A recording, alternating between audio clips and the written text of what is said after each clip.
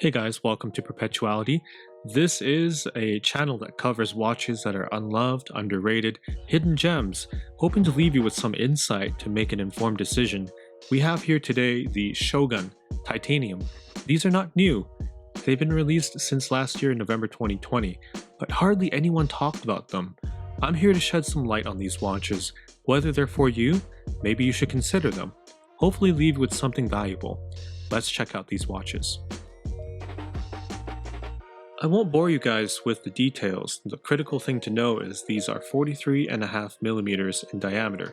Before you click off on this video and write this off, hear me out. It does wear smaller. You'll find out in the next clip.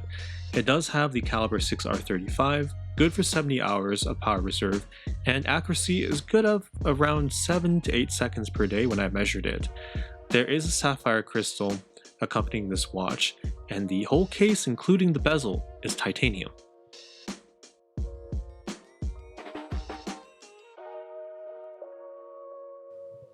Alright, does this watch look like it's 43.5mm on my wrist? I have a 6¼ inch wrist in circumference, and it's not the largest wrist that you'll see wearing watches these days. It's a bit on the smaller side, but I think I can manage this watch. Now, the saving grace is that the lugs drop down aggressively. Even though it's 51mm in length, it doesn't feel like this is over encumbering because the titanium weighs next to nothing.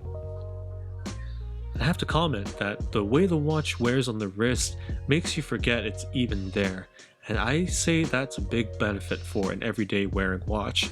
The strap you see here is not the original, it is a single pass NATO. Talk more about that later on. Comfort, wearability, this watch is up there in terms of one of the best. That wonderful titanium bezel does have 120 clicks and the action is good, very minimal play. As you can see, the chapter ring lines up. There's nothing going on that's weird in typical Seiko here. And I guess that lends to its price point being about 1,700 Canadian dollars. It's not cheap. I know that seems like it's a lot. We'll talk about that in a moment. The black dial variant is different because you're getting a bracelet to accompany the rest of the watch. You're getting an anthracite bezel with black quarter gradation. The hands are Delphine arrow-like hands, offset by a gold contrasting seconds hand and shark tooth indices. The case is meant to mimic the feeling of a shogun or Japanese military general's helmet or armor, and the angular lugs to the faceted case reminds you of a more elegant suit of armor. It's quite interesting. The overall look of the titanium is muted because of the diashield coating that's accompanying this watch, making this watch several times harder than conventional steel. Should be more hard wearing. Now, with that being said, the overall wearability of this watch is down to its bracelet, and you're getting this clasp, which is essentially a double locking mechanism that you see here with a fold-over lock as well. And you open it up, it is stamped steel, or titanium rather. I do really think that's a missed opportunity, but they want to keep it light, I understand that. Seiko has decided to go with 4 points of adjustment on the bracelet, so you can get pretty good comfort and fit on this bracelet. It should be relatively centered on your wrist, at least in my experience it was for me. So overall, the execution of the case to the feeling of the case itself on the skin is superb. The drilled lug holes are a treat to have, and change out straps too. Pretty positive marks on this.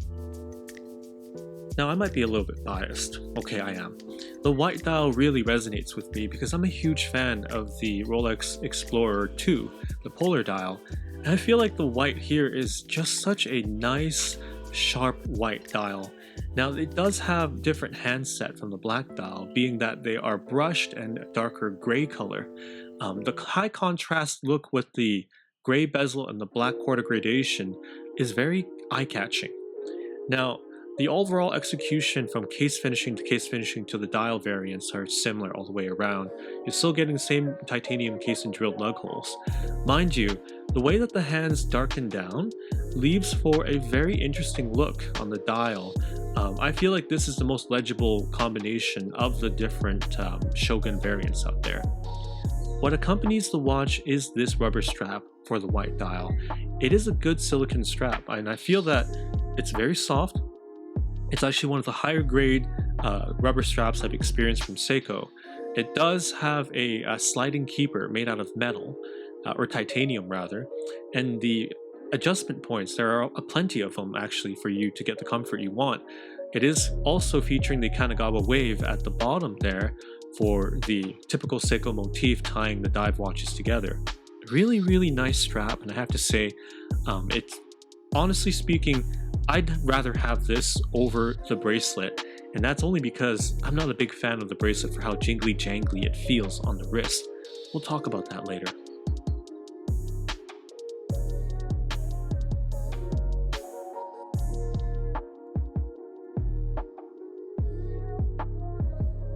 Both dial variants have unique features, with the black dial having a running gold seconds hand that does have this shovel tip towards the end, reminiscent of Seiko Divers of the past.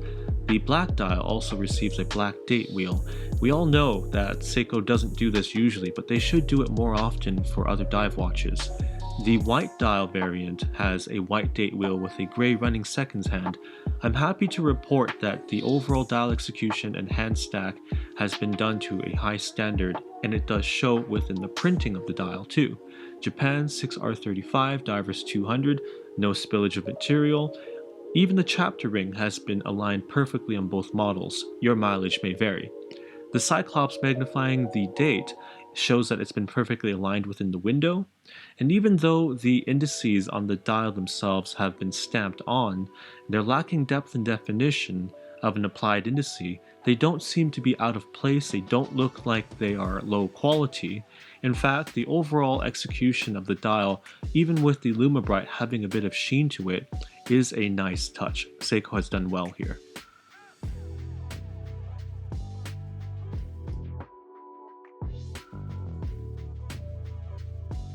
Comes the million-dollar question. Would I pick up these watches? The short answer is no. I think that for 1,700 Canadian dollars, you're opening yourself up to a lot of micro-brand variants that are also titanium too. And I have to say, the likes of Helios, the likes of even for the fact of the matter Monta, they're all very impressive watches. Now, that being said, they are a little bit more costly than the Seiko that you see here, but what the Seiko does do well is the wearability and the comfort. The dial and the case execution are tremendous. I have to say, I was very impressed with the build quality on the Shogun. I have it on the single pass NATO that you see here for this gray and gray on the white dial look, and I do like the way that this watch looks. In fact, I have the SPB147 or the 62 MAS reissue, and I enjoy that watch quite a bit, but it made me question getting rid of that just for this Shogun here. The black dial, it doesn't stand out enough for me to recommend it. And unless you really have to have the titanium bracelet, I'd say that it doesn't do enough to differentiate itself from its other black dial dive watches. In fact, for both of these watches, the cases are very much like the Samurai. And a big part of the reason why the Shogun has not been so successful compared to its brethren is the fact that its predecessor did not have a clear identity of its own. It had the hands of the monster, it had the case of the Samurai, and it was very much kind of like a cobbled together watch. I can't place my finger on it, but it just wasn't special enough for me. However, Seiko addressed that with the newer Shogun releases, and it does show the effort here. In terms of the case finishing, the dial, and the sharper Delphine hands, it's a handsome look. I do feel like you do have to think about, I can't speak right now, you have to think about the options in front of you if you're paying this much for a dive watch, and there are plenty. That's the biggest problem. Nice watches, however. What about the Lume? Well, the Lume is Seiko's proprietary Lume Bright, and it is actually very well done on this dial here. Evenly applied all the way across. On the white, it's a high contrast look.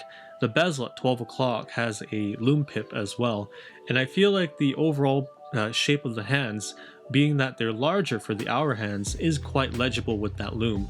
That being said, guys, thank you so much for watching. If you're interested in seeing more content like this, please like the video, share it, subscribe, and I will definitely catch you in the next one.